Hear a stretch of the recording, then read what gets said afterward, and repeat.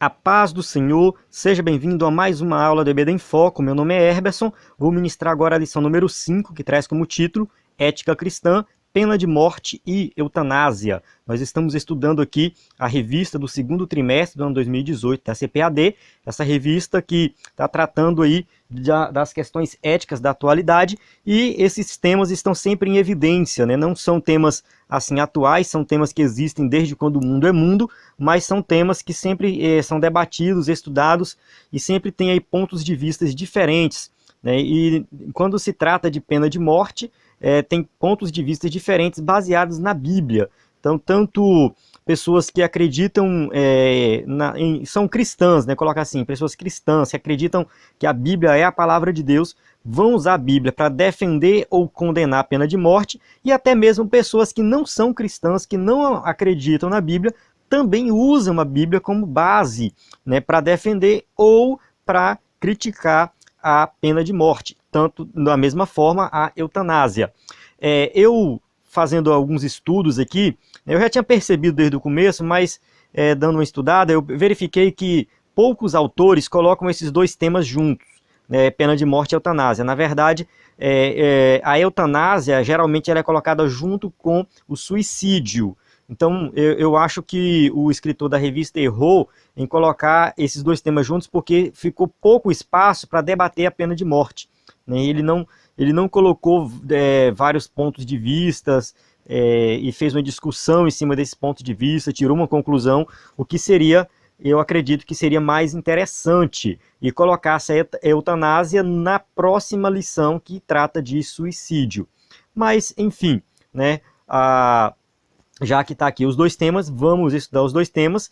Para quem já acompanha o EBD em Foco sabe que eu faço o slide 100% baseado na revista, então eu sigo aqui o que está dentro da lição, até mesmo porque esse é o objetivo do professor da escola bíblica, levar para a sala de aula esse conteúdo dentro da lição, mas também vocês que já estão acostumados sabem que eu sempre trago algo a mais na minha fala, um pensamento muitas vezes até contrário à lição, ao autor, que no meu caso aqui hoje eu vou ser um pouco contrário ao que ele fala, né? E vou trazer, né, nessa aula também um conteúdo a mais, além da revista, né, que vai fortalecer, aumentar ou sei lá, né, acrescentar mais aí no seu conhecimento desses dois temas, tanto de pena de morte como da eutanásia, né? Então, nós vamos ver aqui algumas coisas bem interessantes. Eu aconselho você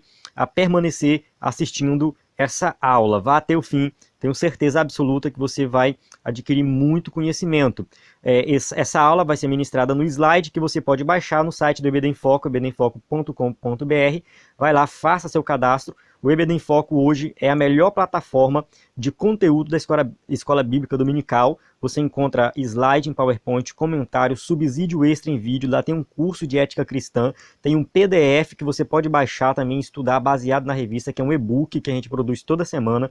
Então tem vários cursos de educação cristã. Acesse ebdemfoco.com.br, eu tenho certeza absoluta que você não vai se arrepender. É muito conteúdo bom, de qualidade, né, que você vai enriquecer mais e mais as suas aulas aí.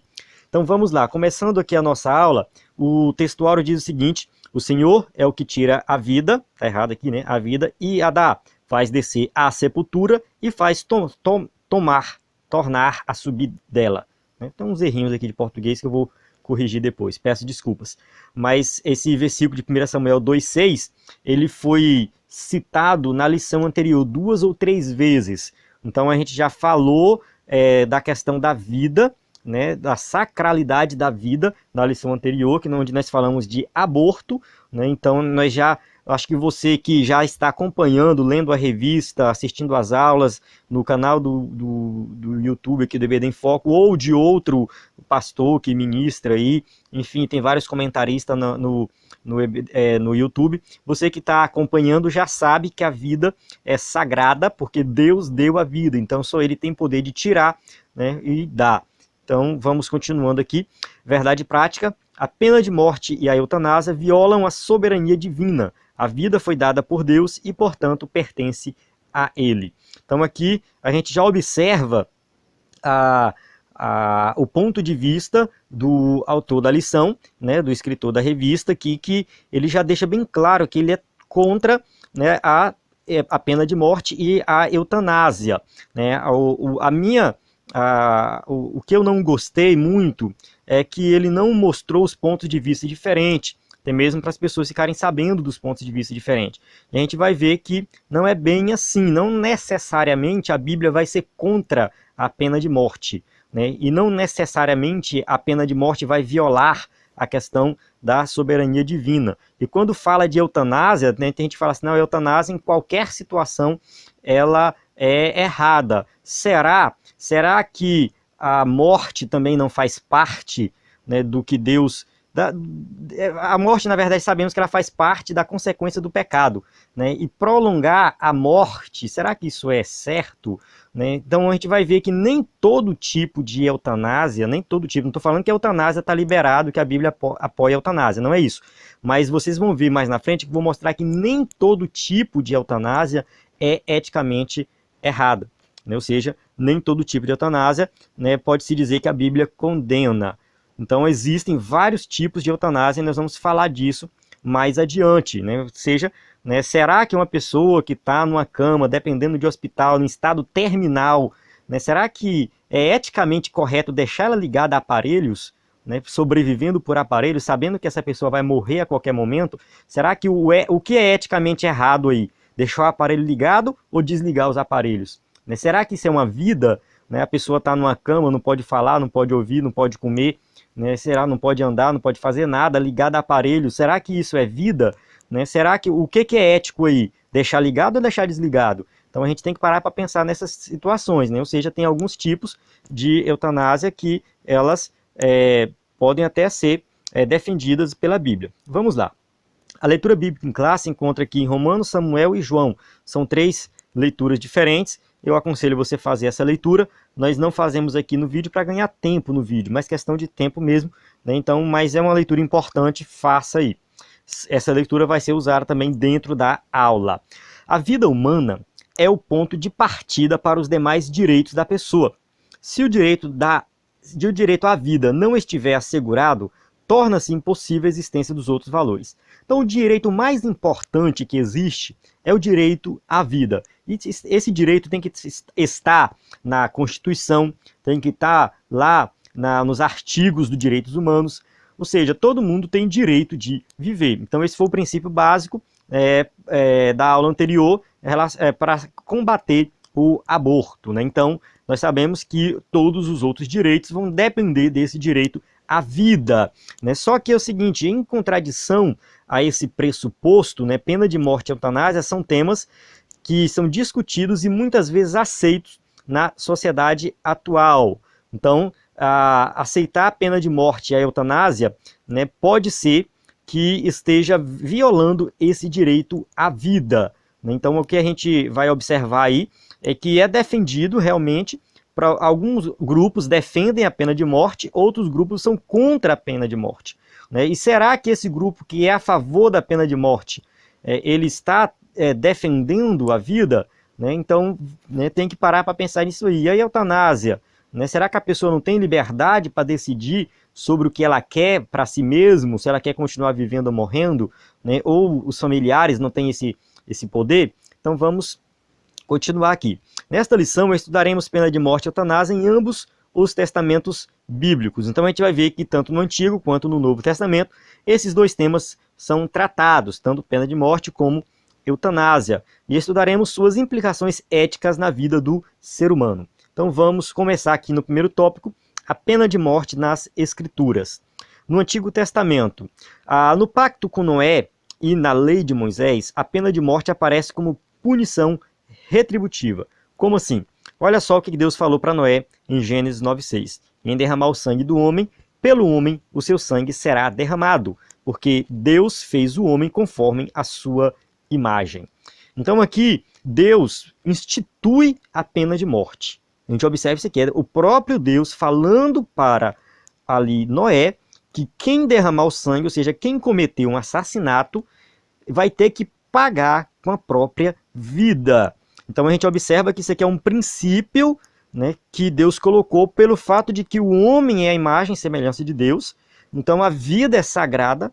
Por esse motivo, né, o pagamento tem que ser com a própria vida. A pessoa tem que dar a própria vida. A sua vida tem que ser devolvida também a Deus.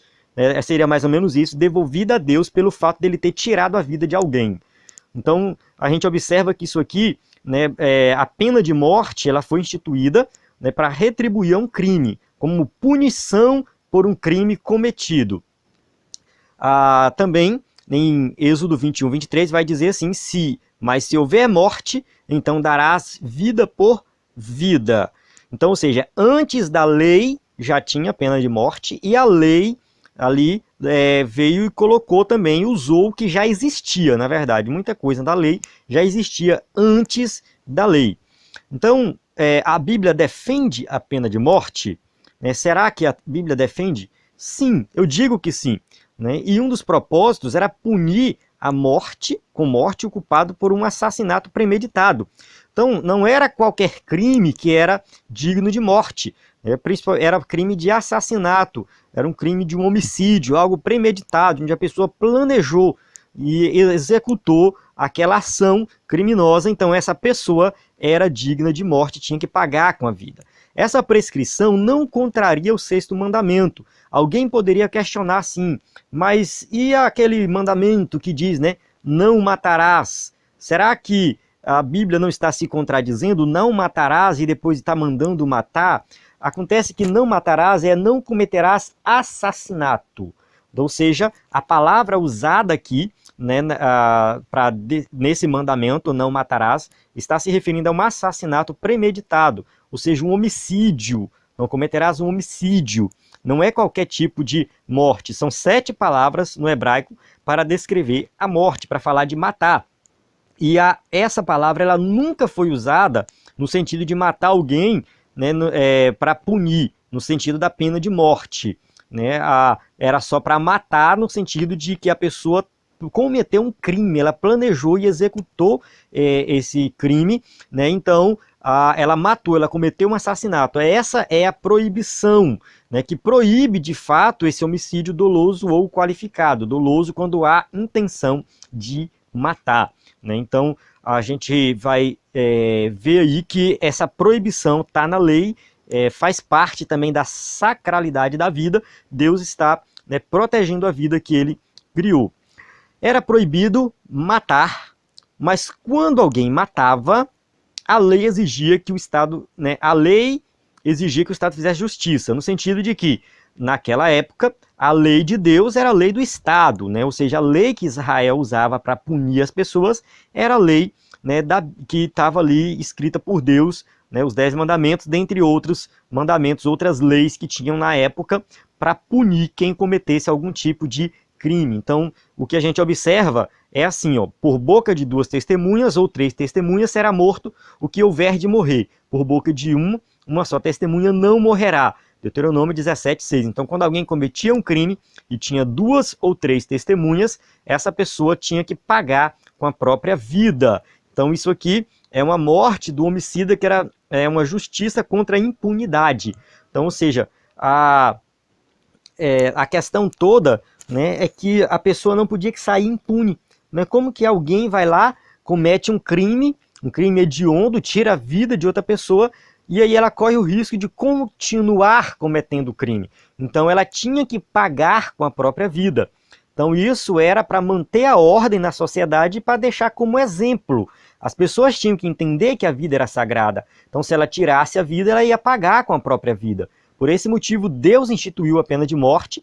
Então colocou lá, tanto no antes da lei, como durante a lei, né, que a pena de morte era para manter a ordem, né, ou seja, para evitar a impunidade, né, e a pessoa tinha que realmente pagar o que fez com a própria vida. Porém, havia exceções. Davi, por exemplo, adulterou, que era algo digno de morte naquela época. Quem adulterasse tinha que morrer apedrejado, né? E premeditou a morte de Urias. Pode-se dizer que ele matou Urias também, né? Ou seja, ele colocou ali Urias em frente de batalha para que ele morresse. A intenção dele era matar Urias. Só que a pena não foi aplicada ao monarca, né? Então disse Davi a Natã: pequei contra o Senhor, e disse Natã a Davi: também o Senhor perdoou o teu pecado, não morrerás. 2 Samuel 12:13. Acontece aqui que Deus, ele tratou pessoalmente do pecado de Davi.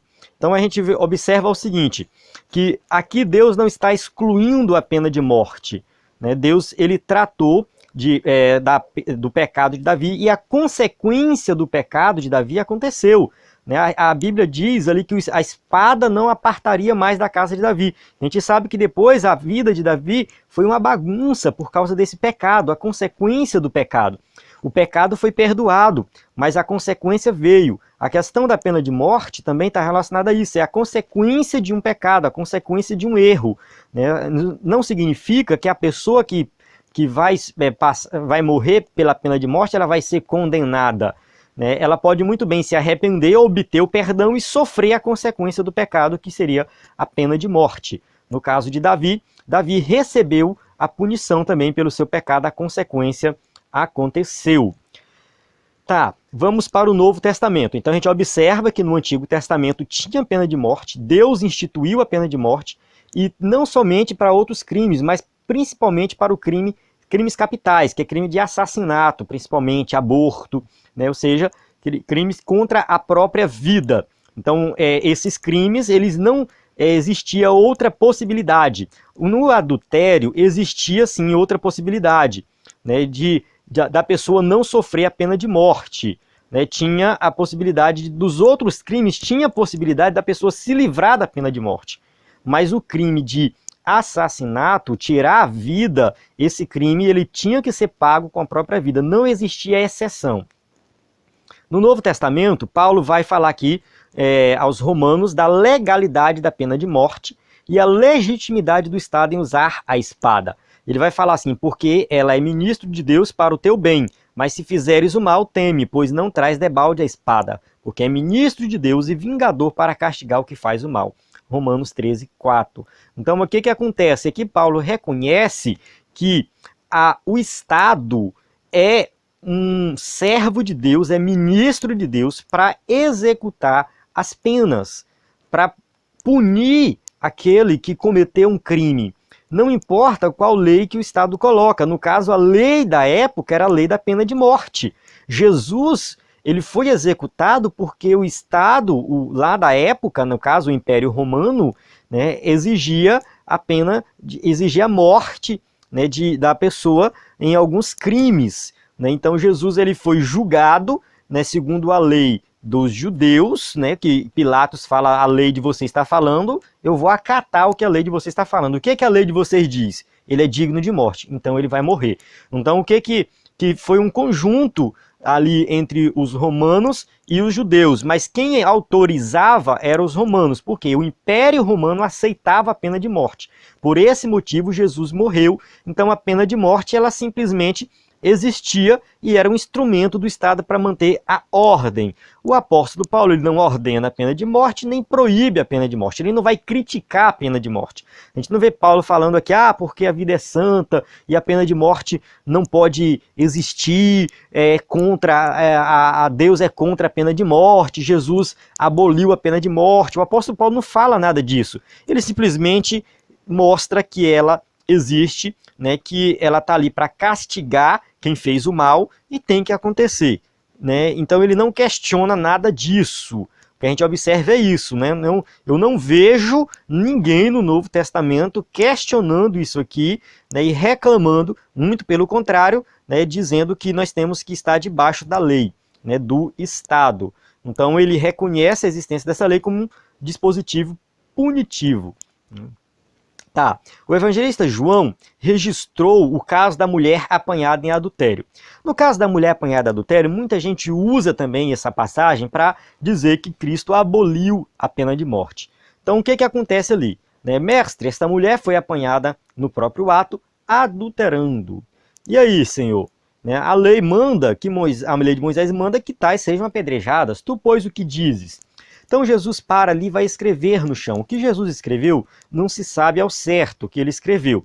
Jesus permanece um tempo em silêncio e aí Jesus ele se recusa a participar desse tipo de julgamento. Primeiro, porque esse não era o seu propósito. Jesus não veio para julgar. Segundo, não era o seu ofício, porque a mulher que era pega em adultério, ela tinha que ser levada lá para o sacerdote, apesar de que Jesus estava no templo, porque eles procuraram Jesus, mas não era o objetivo de Jesus ali julgar essa mulher, o caso dela. Tinha que ser levado para o sacerdote, o sumo sacerdote, e feito um julgamento de acordo com a lei de Moisés. Então Jesus ele não entra no mérito de julgar de acordo com a lei. Jesus ele poderia, o que os fariseus queriam é que Jesus falasse assim, tem que apedrejar. Até mesmo que dá a entender que esse tipo de punição não estava mais sendo colocado em prática naquela época, não era mais comum apedrejar mulheres adúlteras. Não tinha mais talvez naquela época não tinha mais esse costume, também não é assim certeza, mas os judeus da época de Jesus era muito diferente daqueles judeus lá do antigo mesmo, sabe? Então assim, eles queriam que Jesus falasse, apedreja e tal, mas essa não era a função de Jesus, porque Jesus falou assim, pensou o seguinte, se essa mulher foi realmente pega num ato de adultério e merece morrer, que o marido dela vá lá, pegue ela, leve no sacerdote e faça todo o procedimento legal. A ação de Jesus foi outra. Ele recusou e ele foi lá e perdoou ela. Quando Jesus fala, quem não tem pecado que atire a primeira pedra e todo mundo sai, no caso ele fala para a mulher, mulher, onde estão os teus acusadores? Ninguém te condenou? Nem eu te condeno, vai e não peques mais. O que Jesus fez aqui não foi abolir a pena de morte, o que Jesus fez aqui foi perdoar ela. Se ela fosse realmente uma adúltera, que o marido dela fosse lá, levasse ela para ser apedrejada, ela ia morrer, mas seria salva. A pena de morte era algo para manter a ordem, para deixar o exemplo, mas não necessariamente condenava a pessoa ao inferno.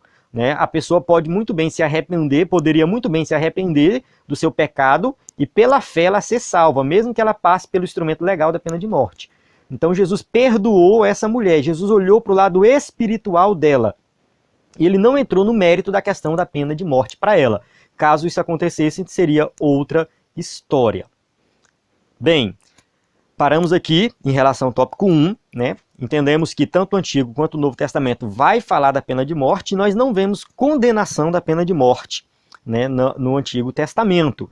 Então dá a entender que Deus ele aprova a pena de morte como um instrumento punitivo, para deixar o exemplo, e até mesmo porque a vida é santa, é o que a gente vai falar lá no terceiro tópico. Mas acontece o seguinte, muita gente questiona, porque a pena de morte é falta de amor. Jesus pregou amor, perdão, sim, mas Deus nos amou? Sim. E o que ele fez para provar? Permitiu que o próprio Cristo morresse. Ou seja, o próprio Deus entregou a vida por nós, morreu. Jesus, como sendo Deus, morreu por nós. Então, a morte não necessariamente não é uma prova de amor, porque quando executa a pena de morte, estamos pensando na vítima, naquele que morreu, naquele que foi assassinado.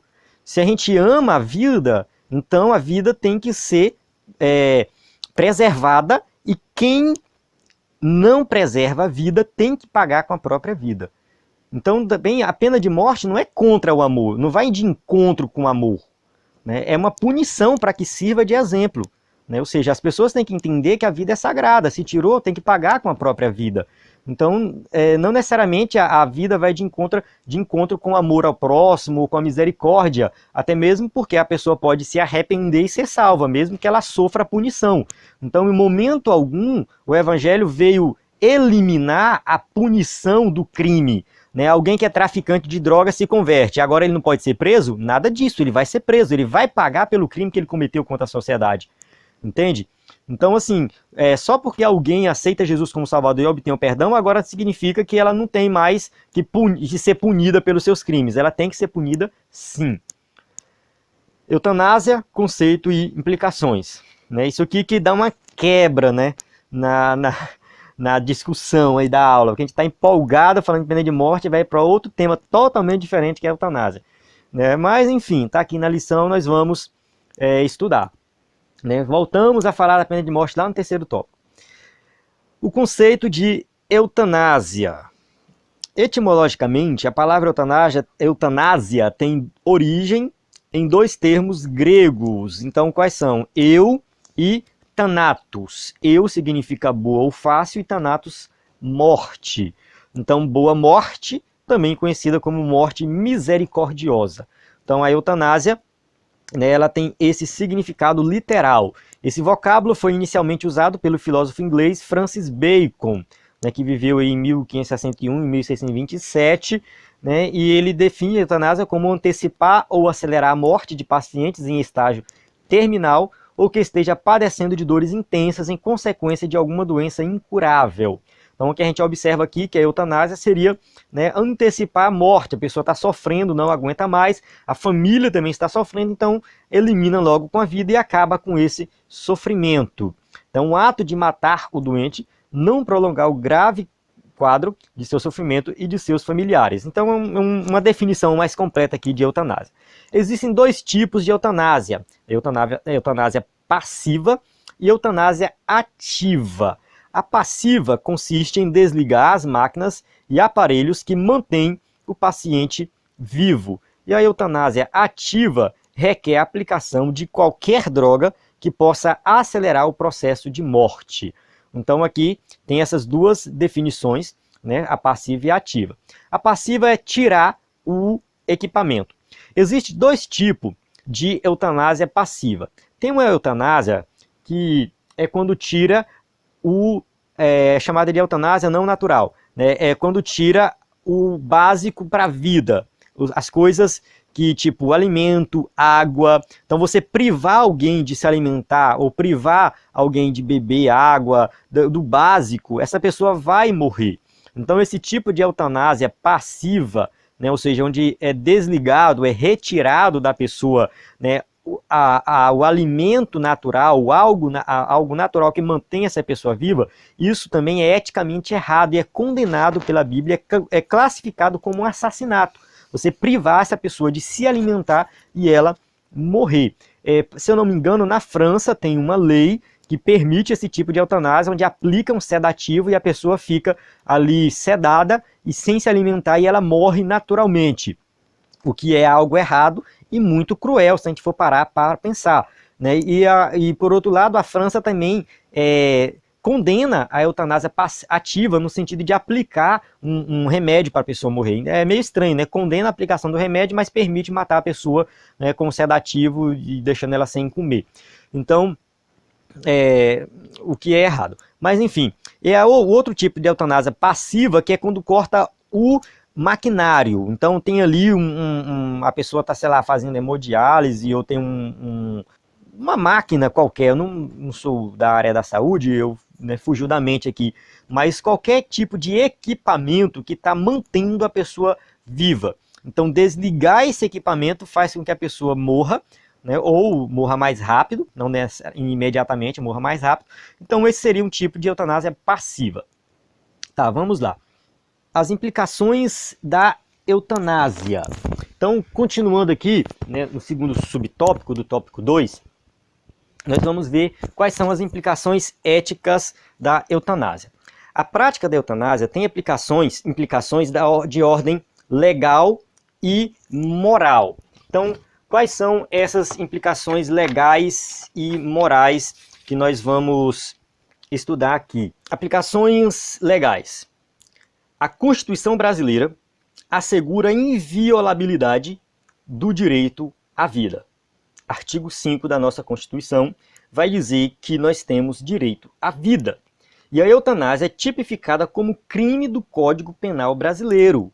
Então, a gente vai observar que a lei brasileira preserva a vida e considera a eutanásia como crime, qualquer tipo de eutanásia. Então, isso aqui está na nossa lei, aspecto legal. Tramita no Senado, né, um projeto de lei, que é o novo Código Penal, que fala o seguinte: o juiz deixará de aplicar a pena avaliando as circunstâncias do caso, bem como a relação de parentesco ou estreitos laços de afeição do agente com a vítima. Ou seja, vai ter uma brecha na lei que, dependendo da situação do caso, a eutanásia poderá ser permitida. Então vai ter aí uma relação do parentesco, às vezes a pessoa está inconsciente, está em coma, ligada a aparelhos, e a própria família pode optar por tirar a vida, e aí não necessariamente isso vai ser considerado um crime, porque o juiz vai analisar a situação, né, e vai considerar que aquilo ali não foi algo criminoso, então não vai ter nenhuma implicação aí no Código Penal. Tá, então vamos continuando aqui. Aspectos morais. Nos deparamos com a violação do 6º mandamento, não matarás, né? Ou seja, tirar a vida, ou a pessoa, né, tirar a própria vida, está dentro desse mandamento, né? E quando a eutanásia é consentida pelo paciente, né? Ou seja, nós vamos cair aí no problema do suicídio, né? Ou seja, que é o que eu disse que estaria bem ligado à próxima lição, porque muitas vezes, ou quem sabe a maioria das vezes, eu não sei, a eutanásia é solicitada pelo próprio paciente. A própria pessoa que está ali sofrendo deseja que a sua vida seja tirada. E isso, né, ou seja, vai quebrar também o 6º mandamento, que não matarás inclui a não matar a si mesmo. A gente vai estudar bastante isso na próxima lição. Então, ou seja, o próprio paciente não aguenta mais viver e não aguenta mais a dor e quer eliminar essa dor através da morte, uma morte boa, né? Uma morte induzida por medicamento ou, quem sabe, desligando os aparelhos. Pergunta-se ainda, né, a quem mais interessa a eutanásia, ao paciente ou ao seu plano de saúde? Isso aqui, essa pergunta está relacionada ao seguinte, que muitas vezes a pessoa está no hospital internada, ligada a aparelhos, e a família está gastando dinheiro com aquilo ali. Então, será que a família não quer cometer a eutanásia, não é só para economizar dinheiro? Mas aí surge a pergunta que eu fiz lá atrás, será que é vida isso aí? A pessoa está em cima de uma cama, não está falando, não está ouvindo, não está comendo, se alimentando através de um soro, e a doença da pessoa é terminal, ela não vai recuperar, não existe a possibilidade dela se recuperar. Então o médico já deu o aval, olha, não existe mais essa possibilidade. A pessoa já está no estado terminal, dependendo de aparelhos, e o aparelho está só prolongando a morte. É isso que está fazendo, porque eu não vejo isso como prolongar a vida. Eu vejo isso como prolongar a morte. E o que vai de encontro com a Bíblia, porque a Bíblia fala que nós temos que morrer. Nós vamos morrer. É algo natural. A única certeza que temos nessa vida é que vamos morrer um dia.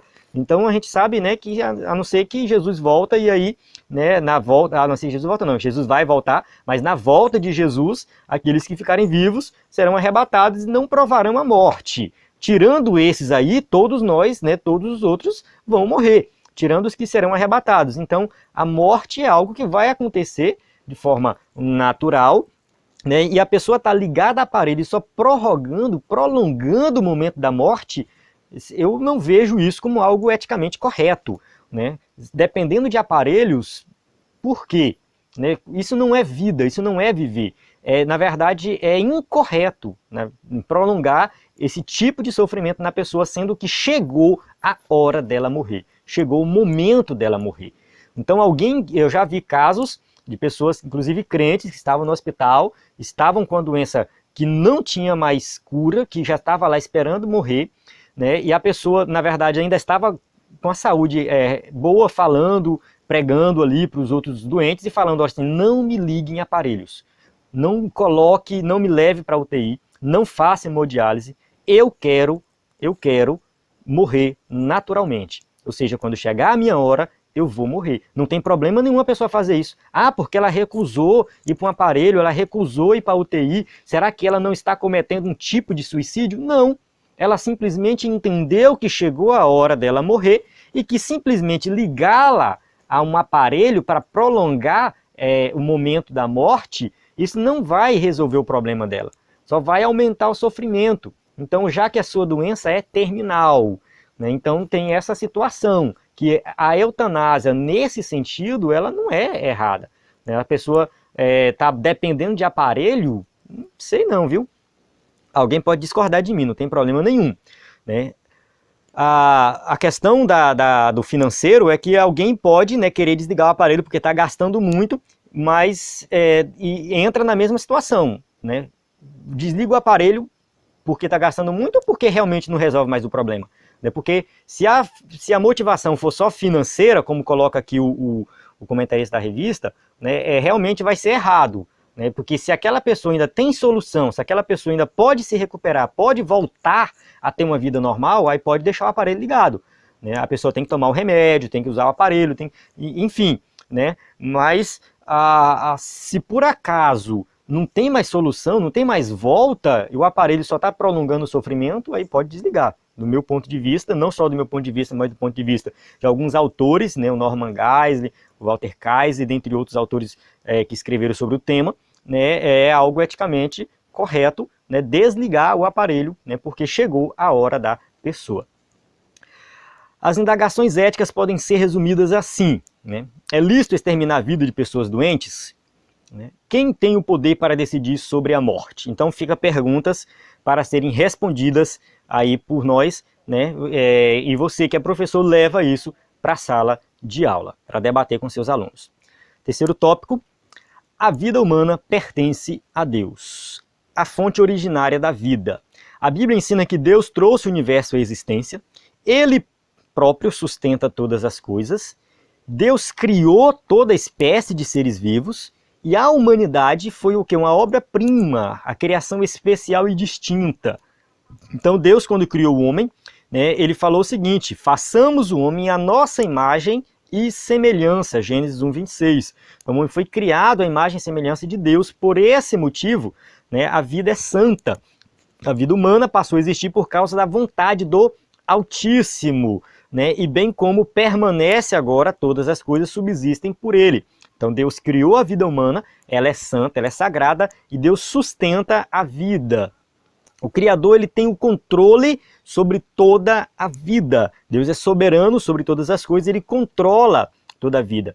E esta tem origem nele, pois ele mesmo é quem dá a todos a vida e a respiração e todas as coisas. Ou seja, o próprio Deus criou, sustentou, ele deu a respiração, ele deu a vida. E só ele tem a autoridade exclusiva para concedê-la ou tirá-la. O Senhor é quem tira a vida e a dá, faz descer a sepultura e faz tornar a subir dela. 1 Samuel 2,6. Aí você pode falar, mas isso aqui não é contraditório com o que está lá no Antigo Testamento da pena de morte? Então se Deus deu, é ele que tira. Mas a gente observa que Deus também deu para o homem a autoridade de tirar a vida caso a pessoa cometa um crime capital.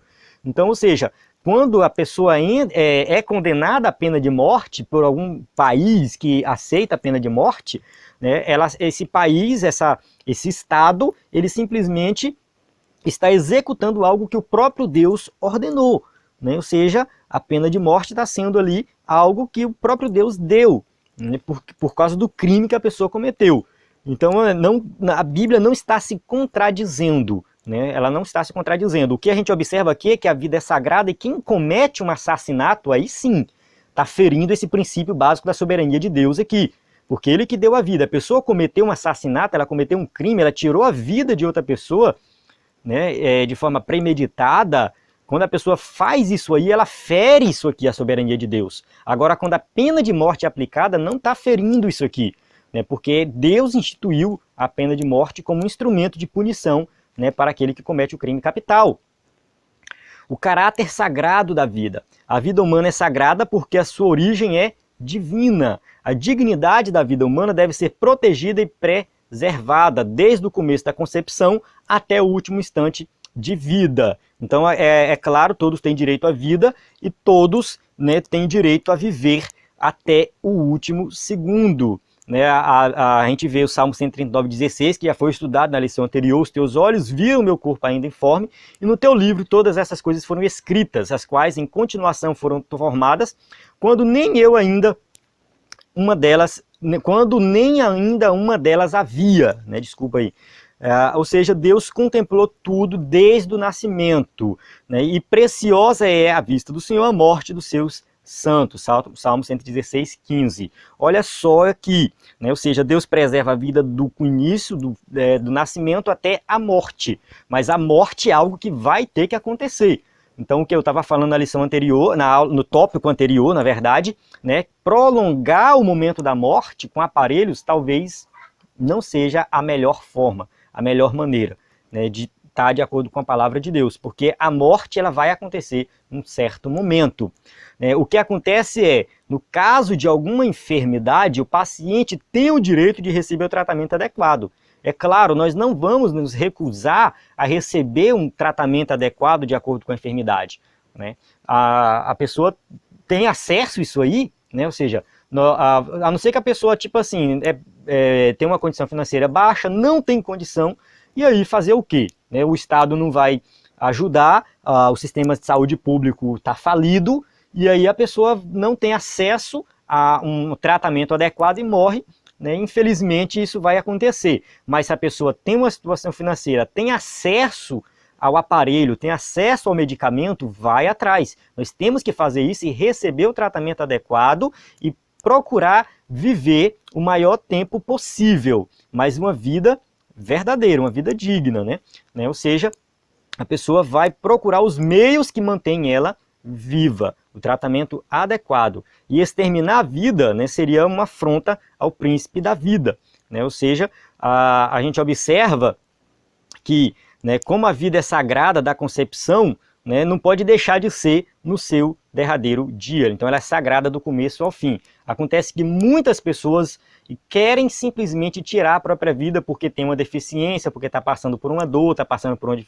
Ou seja, já entra aí na situação de suicídio mesmo, Então, buscar a morte como um alívio de sofrimento, dor, é algo condenado às Escrituras. Então, não é praticar a eutanásia no sentido de, vou aplicar um remédio aqui para a pessoa parar de sofrer, ou a própria pessoa aceita que isso seja feito consigo mesma, pede para fazer isso, não aplica aqui em mim que eu quero parar de sofrer. Então, isso é suicídio, é condenado, é o tipo de eutanásia ativa condenada pelas Escrituras. Então, a pessoa não pode, em hipótese alguma, solicitar a eutanásia porque ela quer eliminar o sofrimento. Jó é um grande exemplo disso, que ele reconheceu o caráter sagrado da vida, não aceitou a sugestão da sua esposa, ainda retens a tua sinceridade, amaldiçoa a Deus e morre. Ou seja, o que a esposa falou foi isso, para ele morrer, mas a gente sabe que no fim ele enalteceu a soberania divina sobre a existência humana. Bem sei que tudo podes e nenhum dos teus propósitos pode ser impedido. Jó 42:2, ele reconhece que Deus tem soberania sobre todas as coisas. Então aqui fica o exemplo de Jó, que suportou a dor e foi recuperado. Deus abençoou ele ali no fim da vida. Então, quem estiver passando por um problema desse, ou tem um parente passando por um problema desse, nos restaurar, pedir força para Deus, para que essa pessoa possa continuar ali suportando a sua dor, que tome remédios, que procure evitar a dor, mas a morte não é a saída.